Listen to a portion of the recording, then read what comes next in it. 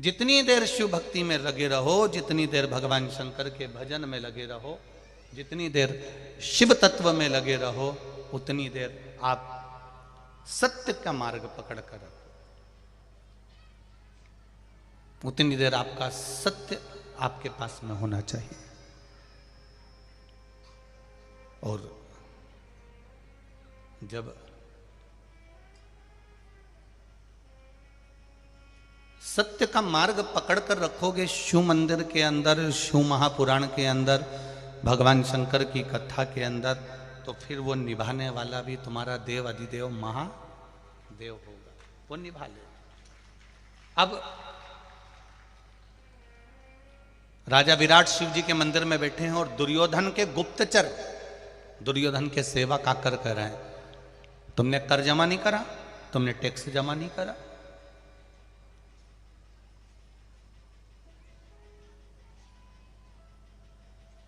तुमने कर नहीं दिया है, तुमने टैक्स नहीं दिया है।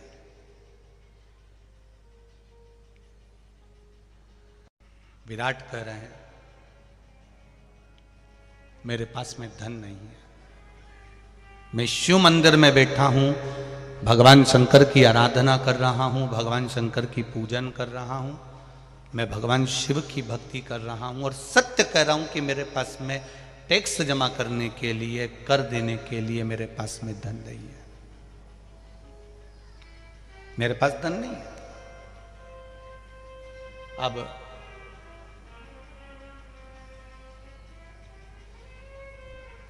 दुर्योधन भी शिव जी को मानता था, तो भगवान शंकर के मंदिर से चल दिया, ठीक है, कोई बात नहीं। अब देवाधिदेव महादेव वहां से सब शिव मंदिर में बैठे हुए मेरे शंकर, शिव मंदिर में बैठे हुए मेरे ओगड़ी, शिव मंदिर में बैठे हुए मेरे देवाधिदेव महादेव, ये सब आनंद देख रहे थे, आनंद ले रहे थे। राजा विराट के यहाँ से मंदिर से जैसे ही निकलकर दुर्योधन चला, और दुर्योधन जैसे ही निकल के चला तो इतने में जो दुर्योधन के गुप्तचर थे, दुर्योधन के जो सेवक थे, उन सेवकों ने राजा विराट की गौशाला को देखा कि उस गौशाला में इतनी सारी लाखों गाय हैं, इतनी गाय,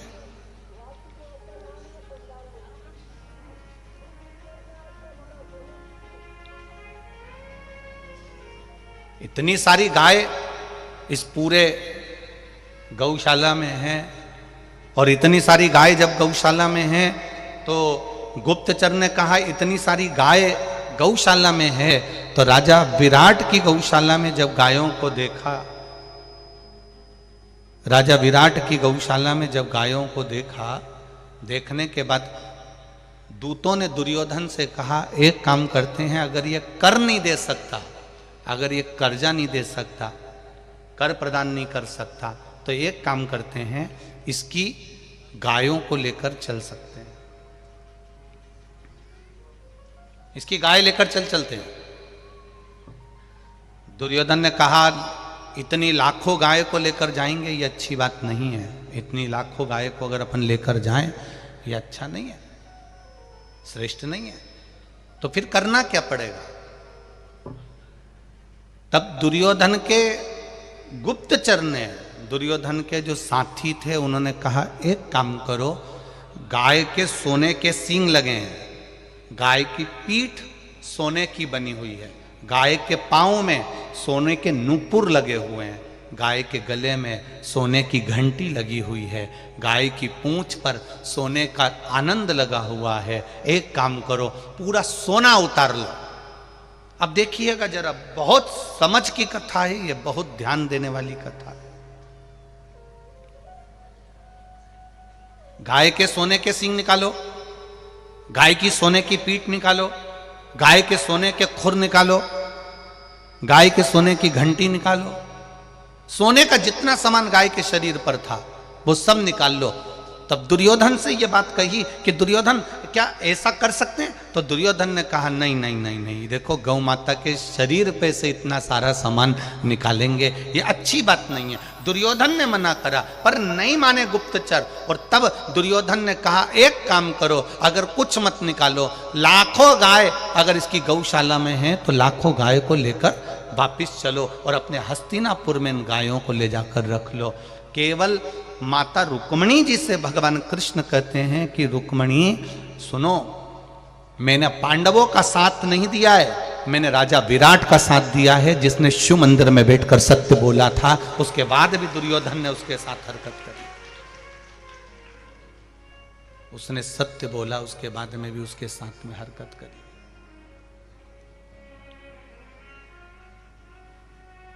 वो तो सत्य बोला है और सत्य बोलने के बाद में भी उसकी हरकत जो कर रहा है दुर्योधन वो श्रेष्ठ नहीं है। जो उसने करा उसमें श्रेष्ठता नहीं है। शिव महापुराण की कथा कर रही है आशुतोष, शिव महापुराण की कथा कर रही है कि आप शिव के मंदिर में बैठकर आपकी जब सत्य भाव प्रकट होता है, शंकर के मंदिर में बैठकर आपका जब हृदय से आप सत्य भाव प्रकट करते हो तो शंकर आपका साथ निभाता है। तो यहाँ भगवान कृष्ण अगर पांडवों का साथ दे रहे हैं तो केवल पांडवों का साथ नहीं दे रहे, भगवान कृष्ण स्वयं देवऋषि नारद से कहा भी वीणा उठाओ। इधर सरस्वती मैया गाना चालू करती है तो सारे देवता उठ उठ कर चले जाते हैं और तुमरुका जी गाना चालू करते हैं तो 33 कोटि देवी देवता आकर बैठ जाते हैं। सरस्वती मैया की आंख में से आंसू बहने लगे कि मेरी गायकी में, मेरे स्वर में ऐसा क्या है कि सारे देवता चले गए और वो घोड़े का मुंह लगा है, शंकर जी का भक्त घोड़े का मुंह लगा है और गा रहा है।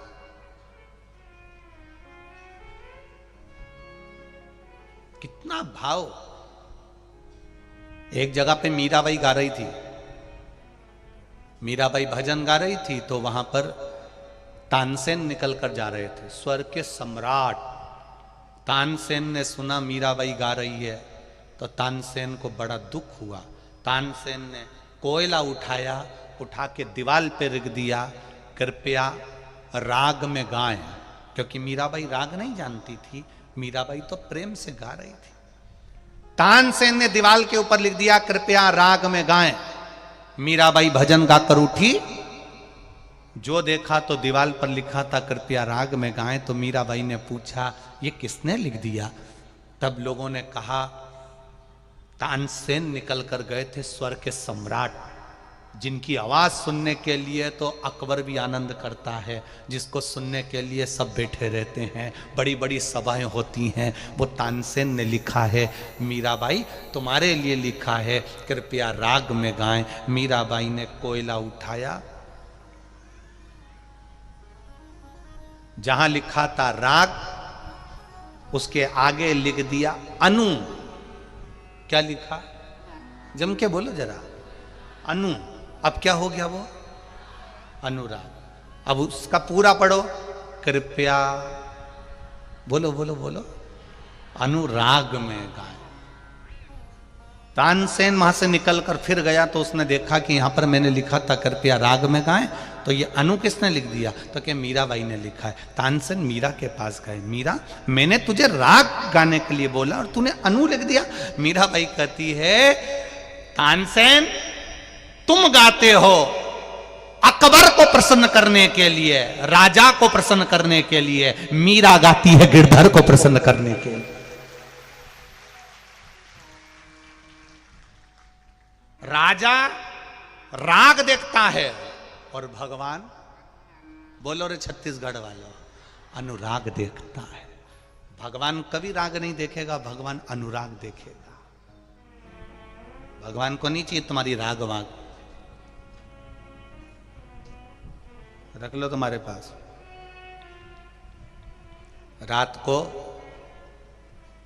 माताएं और ये छोरा हो, ये नवयुवक छोरे और बूढ़ी बूढ़ी माताएं रात को जब गाती हैं, उनको देखने लायक है। डोकरी उनके मुंडा में दांत नहीं और भजन ऐसा गाए, ऐसा गाए। और छोरा उन भी ऐसी ऐसी चिल्लाए, हार हार। उधर से छोरे चिल्लाए, इधर से डोकरी होन गाए और ढोलक पीट पीट के। इनके हाथ देखो तो ऐसे दुबरे पतरे और ढोलक ऐसी पीट रही कि मां पीटे तो अंदर आवाज जाए, ऐसा भयंकर।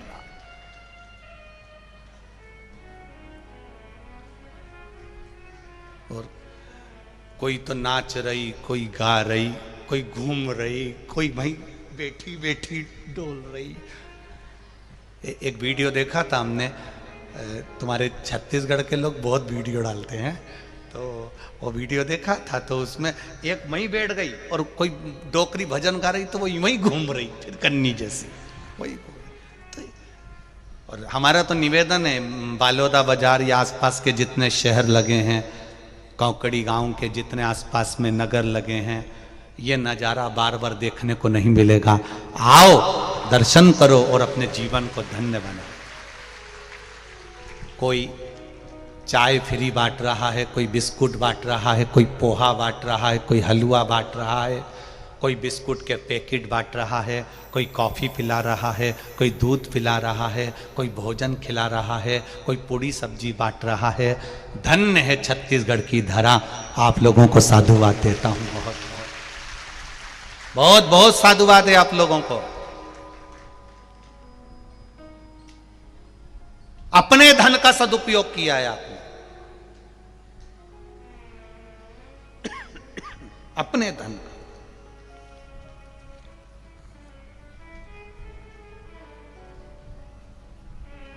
ये छत्तीसगढ़ के लोगों ने जो खिलाने की जो आदत डाली है, लोगों को खूब प्रेम देने की आदत डाली है, ये कहीं उस परमात्मा की कृपा से प्राप्त हुआ है और उसको आनंद के साथ जनमानस तक पहुंचना चाहिए। इसीलिए तो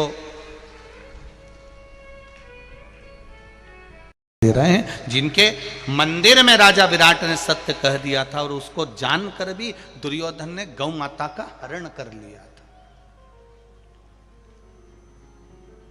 उसको जानकर भी हरण किया गया,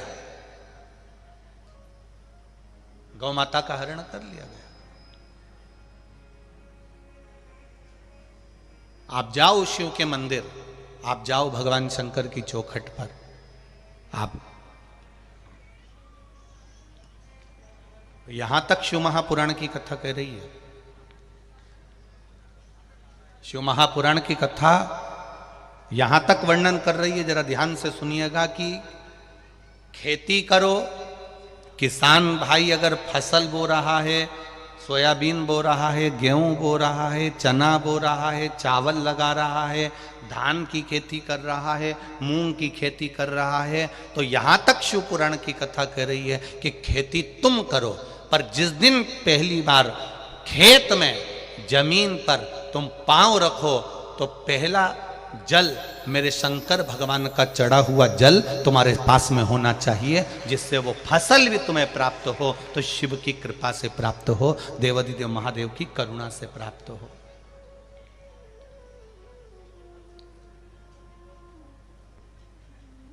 भगवान शिव की कृपा से हमको मिले। महाराज पूरी जिंदगी, पूरा जीवन, जैसे एक किसान पूरा जीवन जमीन पर निकाल देता है, उसी तरह एक माता पिता भी अपना जीवन अपनी औलाद के लिए निकाल देते हैं। अपनी औलाद के लिए एक माता पिता पूरा जीवन निकाल देते हैं। माँ बाप की पूरी लाइफ गुजर जाती है बेटे की लाइफ बनाने में। बोलो री छत्तीसगढ़ वाली जीजियां सही है कि गलत है? माता पिता की पूरी लाइफ गुजर जाती है बेटे की लाइफ बनाने में, और बेटा इंस्टाग्राम पर, स्टेटस पर लगाता है my wife is my life. बेटा लगा। उसने एक बार नहीं लगाया कि मेरे माता पिता मेरी लाइफ हैं। शादी होने के बाद उसने लगाया कि my wife is my life, मेरी वाइफ ही मेरी लाइफ है। तो इतनी पढ़ाई काय को करी, वो तो तेरे को यूं ही मिल जाता है ऐसे ही। काय को पढ़ा तू इतना? क्यों माता पिता ने तेरे लिए इतना कर्जा उठाया? क्यों माता पिता ने इतना काम करा तेरे लिए?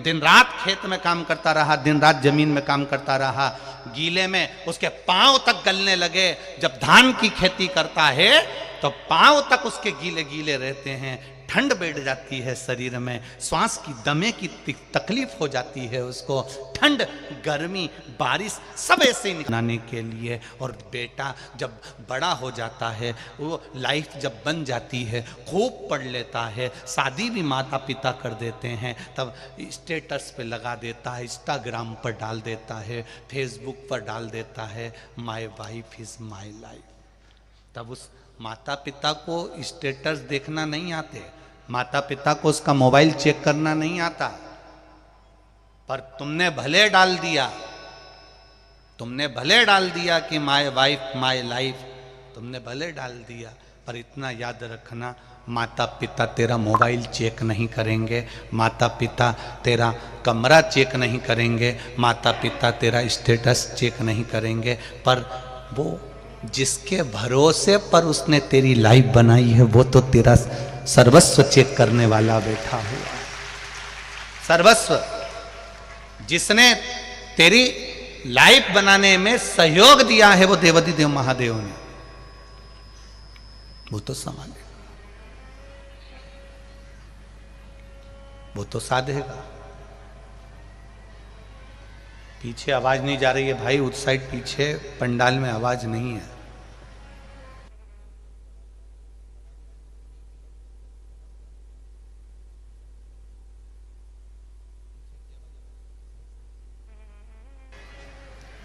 शंभू, आप बढ़ा रहे हो तो इधर इधर की बढ़ गई, फिर इधर की बढ़ गई है, इधर की कम करके उधर की बढ़ाई।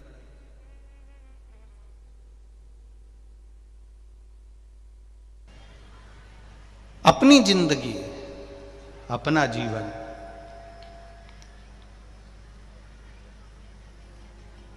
शिव महापुराण की कथा कह रही है, भगवान शंकर का चरित्र कह रहा है, भगवान देवाधिदेव महादेव का पावन चरित्र वर्णन कर रहा है, भगवान शिव की कथा कर रहे हैं, भगवान शिव की कथा कर रहे हैं।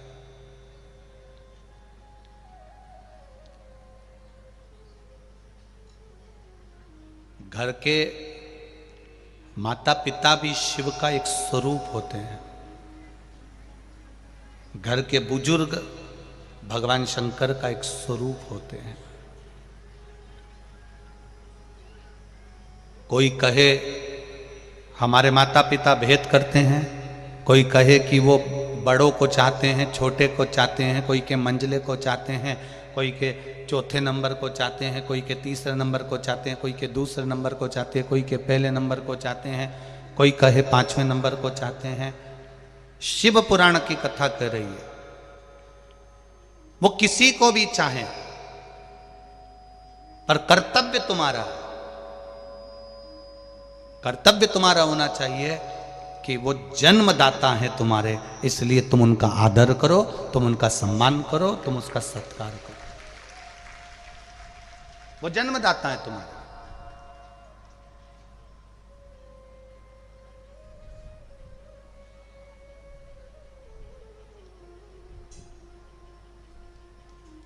भगवान देवाधिदेव महादेव का पावन चरित्र कर रहा है, भगवान शिव की आशुतोष शिव महापुराण की कथा कर रही है कि जीवन का जो सुख है वो भगवान देवाधिदेव महादेव के चरणों में तो है, पर जैसे शिव के चरणों में बैठकर सुख मिलता है, ऐसा ही सुख बुजुर्गों के पास में बैठने से भी प्राप्त होता है, उनके चरणों में बैठने से भी प्राप्त होता है।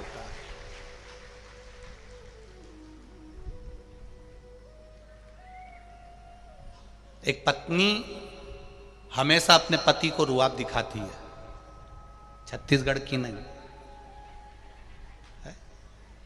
एक पत्नी अपने पति को हमेशा रुआब दिखाती है कि मैं अपना घर छोड़कर आई, मैं अपना परिवार छोड़कर आई, मैं अपना पूरा बहन भाई छोड़कर, पूरे परिवार को छोड़कर मैं तुम्हारे लिए आई हूं। तो एक पति को भी रुआब दिखा कर कह देना चाहिए कि मैं भी तेरे चक्कर में अपने माता पिता से बुरा हो रहा हूं, मैं भी हो रहा हूं। ऐसा नहीं कि केवल तू ही। नारी तो अपने घर का केवल मायके को छोड़कर ससुराल में आती है, पर सबसे ज्यादा अगर दुख झेलना पड़ता है तो पति को झेलना पड़ता है। माता पिता कहते हैं जब से वो आई तू उसका हो गया, और ये दिन भर टाचा मार मार कर कहती रहती है तुम्हारे माँ बाप, तुम्हारे माँ बाप, तुम्हारे माँ बाप, तुम्हारे माँ बाप। अब बेचारा मंदिर के घंटे की तरह बीच में टंगा रहता है, बीच में टंगा। किसकी ओर बोले वो, किससे कहे?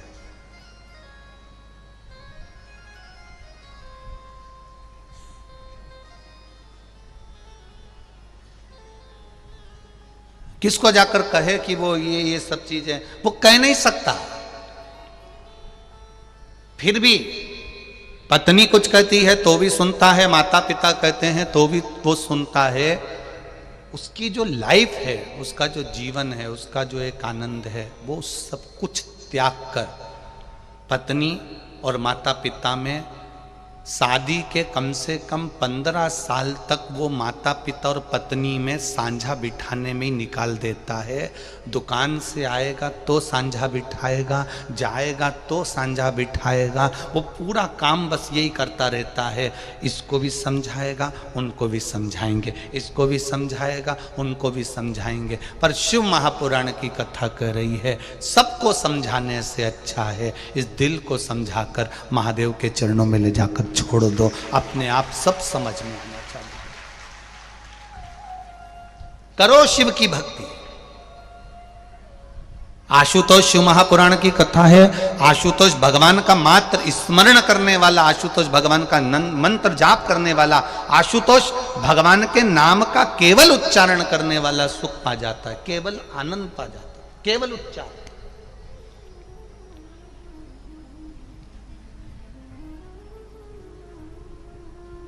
भक्ति करेगा तो बड़ा ही सुख पाएगा, भक्ति से आत्मा का मेल जुल जाएगा।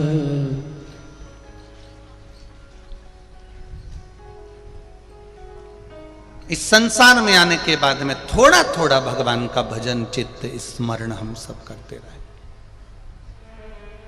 हम किसको समझाएं? हमें दूसरे को नहीं समझाना है, अपने आप को समझाना। शिव महापुराण की कथा कहती है एक पति ने अपनी पत्नी से कहा सुनो शाम को मेरा दोस्त आएगा तो सुनो। पत्नी कहती है ठीक है आने दो। सुनो ये घड़ी छुपा के रख देना, चप्पल छुपा के रख देना, सामने जो गुलदस्ता रखा है इसको छुपा के रख दो।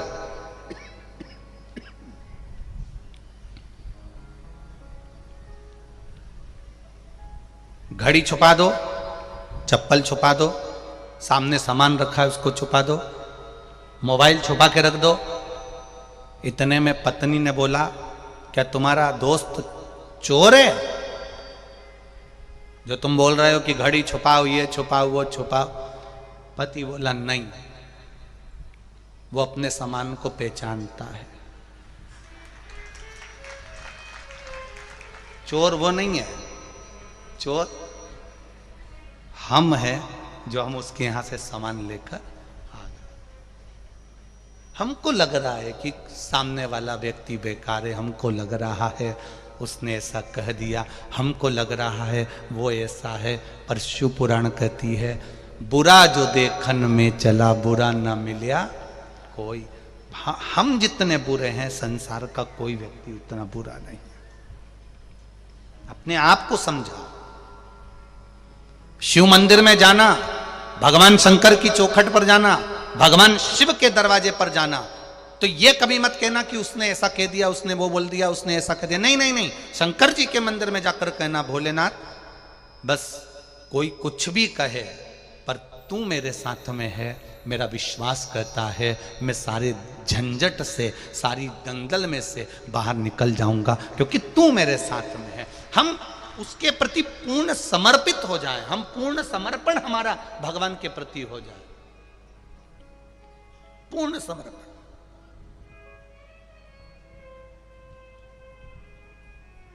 कितना सुंदर संवाद है। पार्वती मैया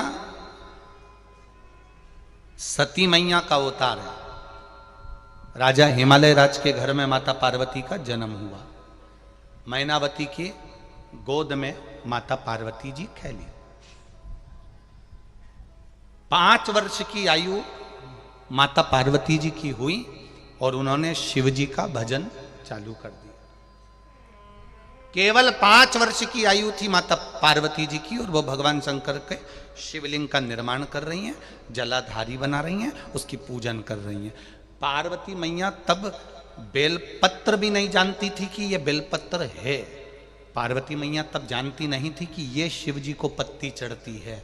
एक बार माता पार्वती जी जब शिवलिंग का निर्माण करती हैं, भगवान शंकर का पूजन करती हैं, तब माता पार्वती सब जगह की पत्तियां तोड़कर भगवान शंकर का श्रृंगार करती हैं।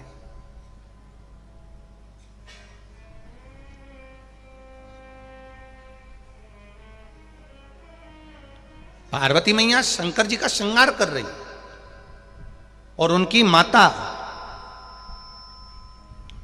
मैनावती आती हैं और मैनावती ने देख लिया कि पार्वती तो पार्थिव शिवलिंग का निर्माण करी है, बालू का शिवलिंग बनाया है, मिट्टी का शिवलिंग बनाया है और शंकर जी का जो श्रृंगार कर रही है वो इधर उधर के पेड़ों की पत्तियों से, वृक्षों की पत्तियों से कर रही है। तो मैनावती उसके पास में गई और पार्वती मैया के पास में जाकर मैनावती बैठ गई। पार्वती मैया के पास में मैनावती जाकर बैठी और मैनावती ने जाकर बैठकर पार्वती जी को बहुत देर तक देखा, उसकी पूजन को देखा, बहुत देर तक देखा और उनकी पूजन को देखा। पूजा देखने के बाद पार्वती मैया ने जब सारी पूजन कर ली, तब मैनावती पार्वती जी को लेकर बाहर गई और बाहर जाकर मैनावती ने अपनी पार्वती को समझाना प्रारंभ करा। पार्वती, तो ये पत्तियां जो चढ़ा रही है, ये पत्तियां शिव जी को नहीं चढ़ती, पत्तियां शिव जी को नहीं चढ़ती। देख, शंकर भगवान को करोड़ों का धन चढ़ा दो, शिव स्वीकार नहीं करते। शंकर भगवान को करोड़ों की जायदाद चढ़ा दो, शिव स्वीकार नहीं करते। शिव को केवल एक बेलपत्र चढ़ा दो तो करोड़ों के धन से बड़ी धन संपदा एक बेलपत्र में होती है। तो पार्वती जी ने पूछा, मां वो बेलपत्र कैसी होती है? मां वो बेलपत्र है कैसी?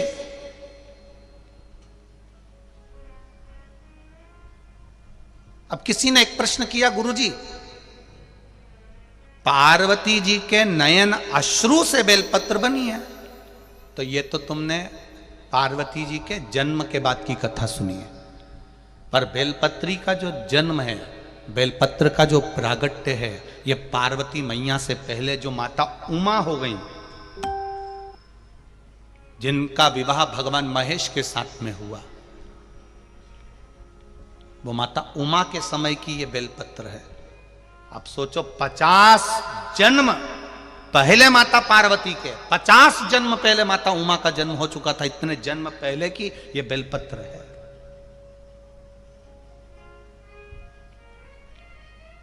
हम कई बार व्यासपीठ से कह देते हैं, लोग उसको हंसी में ले लेते हैं। हम कई बार कहते हैं, अगर आपने पार्वती जी को नहीं देखा, सती माता को नहीं देखा, उमा माता को नहीं देखा, कात्यायनी को नहीं देखा, कुष्मांडा को नहीं देखा, बमलेश्वरी को नहीं देखा, जगदम्बा को नहीं देखा, अन्नपूर्णा को नहीं देखा, आपने स्कंदा आदिक महागौरी जितनी माताएं हुई, इनका अगर दर्शन नहीं कराओ तो एक बेलपत्री को जब शंकर जी पे चढ़ाओ और शंकर जी पे चढ़ी हुई बेलपत्र जब उठाकर जब उसको अपने मस्तिष्क से लगाओ, समझ लेना कि सारी माताएं उस बेलपत्र के अंदर विराजमान हो जाती हैं जो शिव के पास में चढ़ी जाती हैं।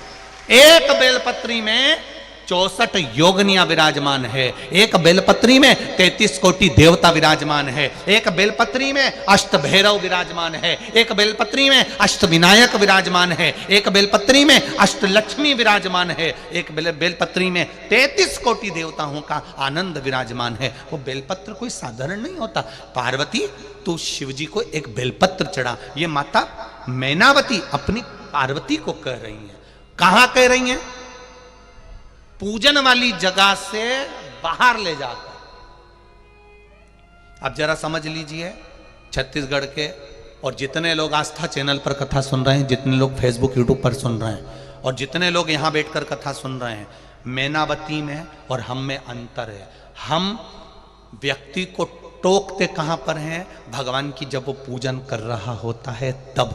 मैनावती ने वहां नहीं टोका, पार्वती को वहां नहीं बोला। मैनावती ने देख लिया कि पूजन कैसी कर रही है, पत्ती कैसी चढ़ा रही है, क्या कर रही है, तब पार्वती मैया का हाथ पकड़कर बाहर लेकर गई। शंकर के मंदिर से, शिवालय से बाहर ले जाकर मैनावती ने कहा कि पार्वती, शिव जी को अगर तू बेलपत्र चढ़ाएगी तो शंकर भगवान स्वीकार करेंगे। ऐसे तुझे बेलपत्र चढ़ाना है, ऐसे तुझे जल चढ़ाना है। ये शिव जी के सामने मैनावती ने नहीं कहा, शिव जी के पास से जाकर कहा। क्यों?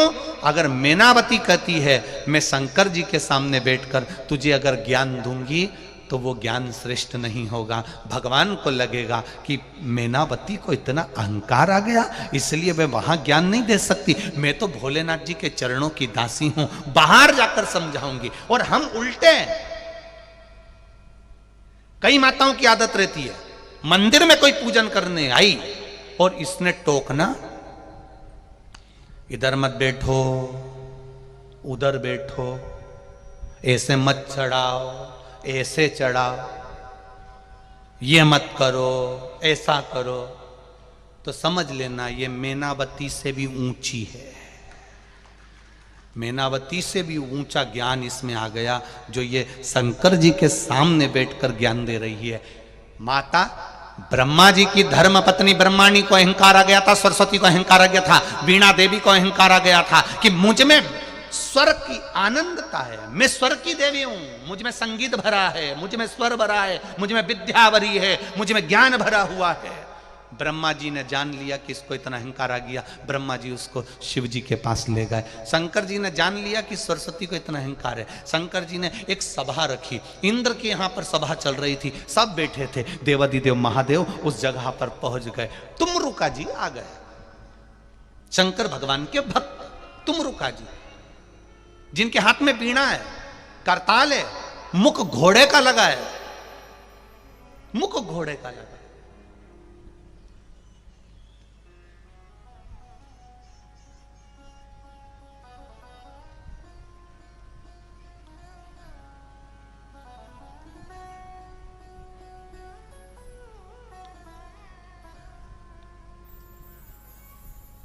और जब मुख घोड़े का लगा हुआ है, वो तुमरुका जी केवल भजन गाते गाते आ रहे हैं, केवल भजन, केवल नाम जाप करते करते आ रहे हैं।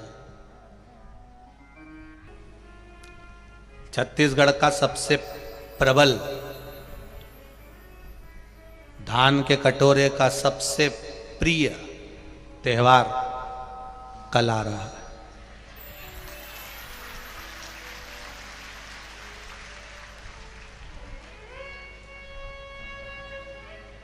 क्या बोलते हैं?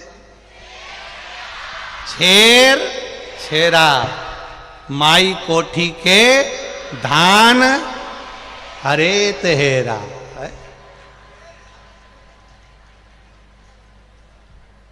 छेर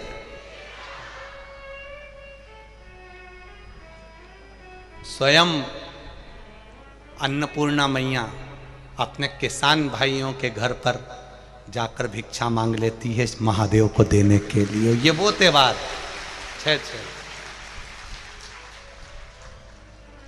चाहे करोड़पति हो चाहे रोड़पति हो, वो भी भिक्षा मांगने के लिए जाता है कि एक मुट्ठी धान मिल जाए और वो जीवन का आनंद कर जाए। ये वो छेड़ छेड़ा, ये सुख है। तो कितना सौभाग्य मिला है आप लोगों को कि ये धान का सदुपयोग करने का, सदुपयोग करने का। और इसके बाद में जहां कथा है परभणी में 13 तारीख से 17 तारीख तक शाम को 4 बजे से 7 बजे तक, परभणी वालों को भी कहना चाहूंगा ये मौका 5 दिन कहीं ना कहीं तुम्हारे भाग्य का था, इसलिए कहीं भोलेनाथ को कुछ कृपा करना होगी। परभणी में कोई ना कोई ऐसा शिव भक्त होगा जिसके कारण परभणी को ये 5 दिन की कथा मिली 13 से 17 तक। भंडारे खूब चलाओ, आए हुए भक्तों का खूब आदर करो, खूब प्रेम से खिलाओ, चाहे अग्रवाल समाज हो, महेश्वरी समाज, ब्राह्मण समाज, दर्जी समाज, धोबी समाज, जो समाज है सब लग जाओ। किसी के आदर में कमी ना रहे, क्योंकि शिव महापुराण में कोई साधारण मनुष्य नहीं जाता। शिव महापुराण की कथा सुनने के लिए स्वयं मेरा महादेव पार्वती को लेकर आता है। यहां पर सुनने वाला केवल एक मनुष्य नहीं है, कथा सुनने जितने लोग पंडाल में बैठे हैं वो केवल मनुष्य नहीं है, शंकर के हैं, शंकर के प्रिय हैं। क्योंकि तुम्हारे पहचान वाले की शादी में, तुम्हारे जैसे कोई अच्छे रिश्तेदार की शादी है, रिश्तेदार की शादी में वही जाता है जिसकी उससे बहुत घनिष्ठता होती है। तो शिव महापुराण में वही आता है जिसकी शंकर से बहुत घनिष्ठता होती है, जिसका प्रेम शिव के प्रति है, जिसका स्नेह शंकर के प्रति है, जिसकी वात्सल्यता शिव के प्रति है। मिला मौका।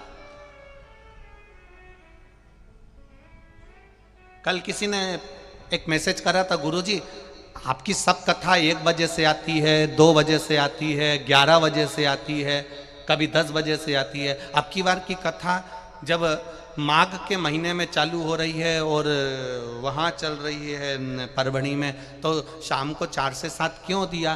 तो हमने समीर जी को यह बात बोल दी थी कि एक कथा हमारा मन है, शंकर भगवान का जो समय होता है प्रदोष काल, हमारा मन था कि कम से कम 2 दिन, 5 दिन या 7 दिन की कथा प्रदोष काल में माघ महीने में श्रवण करी जाए।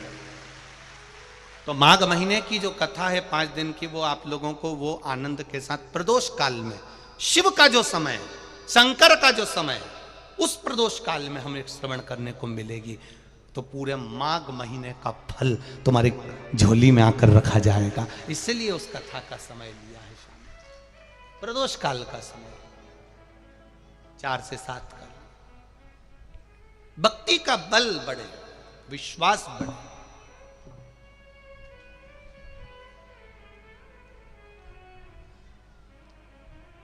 सरस्वती मैया का जब अभिमान आया तो माता सरस्वती को भी भगवान शिव ने ही ज्ञान प्रदान किया।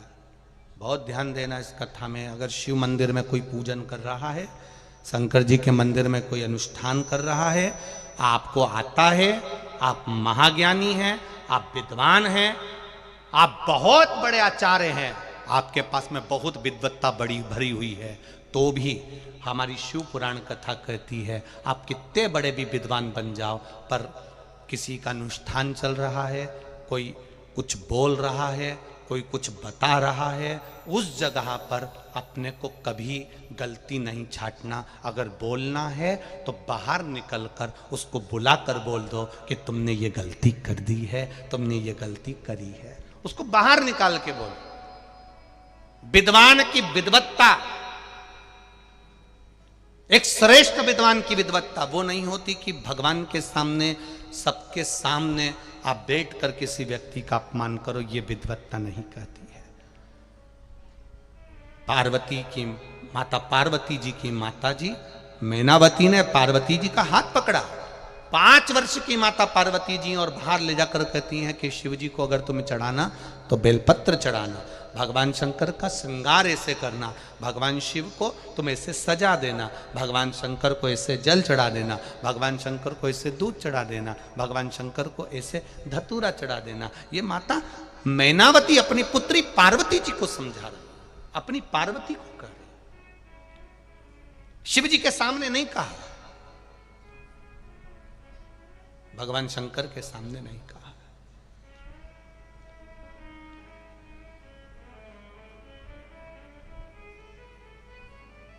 अब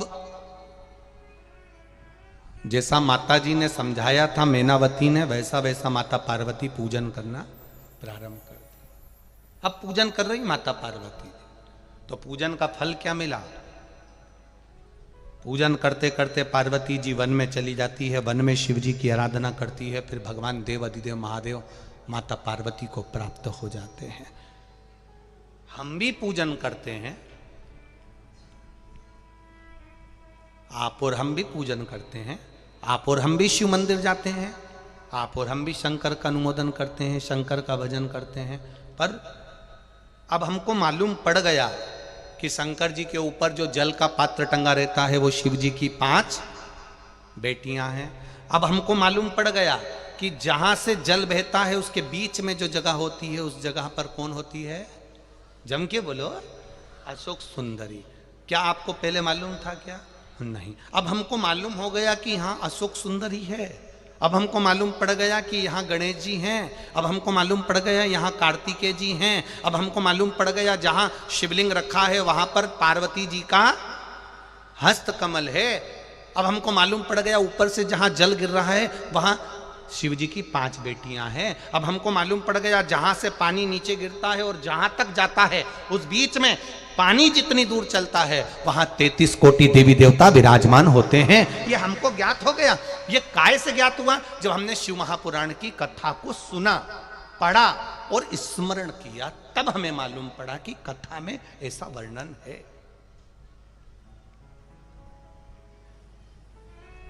तब हमको ज्ञात हो।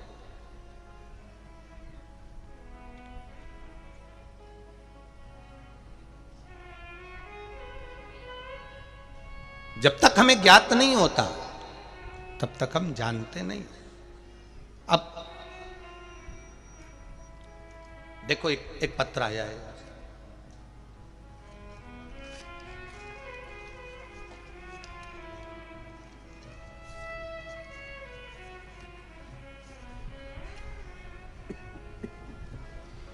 पहले एक्सरे देख लो। एक्सरे में उसकी पेट के अंतर्गत गठान बताई गई है और गठान का साइज भी यहां पर दिखाया गया।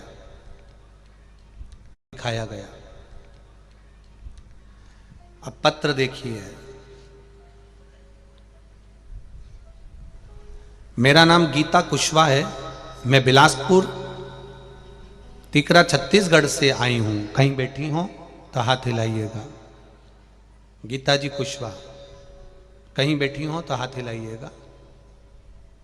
जहां भी बैठी हो, कहीं बैठी हो तो हाथ जरूर हिलाइएगा। मेरा नाम गीता कुशवाहा है। मैं बिलासपुर तिकरा छत्तीसगढ़ से आई हूं। मैं बहुत समय से पेट दर्द की समस्या से परेशान थी। फिर मैंने डॉक्टर को दिखाया, तब डॉक्टर ने पेट में गठान की समस्या बताई। डॉक्टर ने 5 दिन की दवाई दी और कहा 5 दिन बाद फिर आने को कहा। डॉक्टर ने कहा, फिर हम 5 दिन बाद वापिस डॉक्टर के पास गए और डॉक्टर को दिखाया, आराम नहीं लगा था। तो डॉक्टर ने कहा पेट में गठान है, उसका ऑपरेशन करना पड़ेगा। मुझे मेरे बाबा पर विश्वास था क्योंकि मैंने टीवी पर कथा सुनना चालू कर दिया था। शिव महापुराण की कथा सुनती तो मैंने सोचा, कथा तो सुनती थी पर मैं कभी शिव जी के मंदिर पर जल चढ़ाने नहीं जाती थी। गुरुजी, आप सत्य कहते हैं कि जब दुख आता है ना तभी लोग महादेव के पास जाते हैं। मैंने कथा तो सुनी पर महादेव के मंदिर जल चढ़ाने नहीं गई थी। आज मैंने अपने पेट में जो डॉक्टर ने गांठ बताई थी उसके लिए मैंने पशुपति व्रत भी करा और 1 लोटा जल लेकर बेलपत्र शिव जी को चढ़ाने लगी। उस बेलपत्र को लाकर खाने लगी। फिर मैं वापिस, जब मेरा दूसरा व्रत हुआ, मेरे पेट में बहुत तेज दर्द हुआ तो मैं डॉक्टर के पास वापिस गई। डॉक्टर को जाकर दिखाया, उन्होंने फिर सोनोग्राफी करी। सोनोग्राफी करने पर डॉक्टर ने कह दिया, ना जाने कैसा चमत्कार हुआ, तुम्हारी गठान अंदर की अंदर ही समाप्त हो गई, अब ऑपरेशन की जरूरत नहीं है। मैं एक्सरे भी लगा रही हूं और सोनोग्राफी की रिपोर्ट भी लगा रही हूं। आप डॉक्टर की जो रिपोर्ट है वो भी आप देख सकते हैं। ये शिव तत्व है, ये शंकर है, योगघड़ी है। तेरी कृपा बिना न हिले एक भी अणु, लेते हैं श्वास तेरी कृपा से तनु तनु। बखान क्या करूं मैं राखों के ढेर का, चपटी भभूत में है खजाना कुबेर का। हे गंगधार मुक्ति द्वार ओमकार तू, भोले ओमकार तू। आयो शरण तिहारी शंभो तार तार तू। वो कृपालु वो दयालु मेरा शिव है ओ घड़ी। वो सहज नहीं है हमारा, उसकी भक्ति, उसका विश्वास, उसकी दृढ़ता सहज नहीं। अरे लुटा दिया भंडार काशी, कर दिया माला माल काशी। लुटा दिया भंडार काशी वाले ने, कर दिया माला माल काशी।